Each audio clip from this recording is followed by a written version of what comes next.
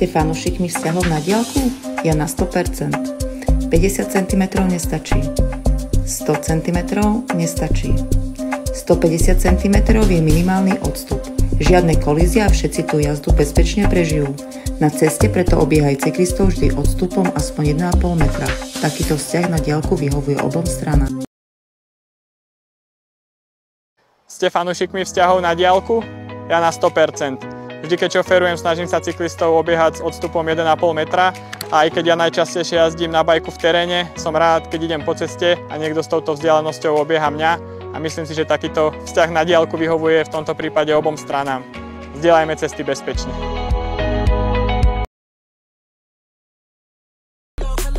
Keď trénujeme, sme non-stop na cestách, preto sú pre nás vzťahy na diaľku základ. Aspoň 1,5 metra.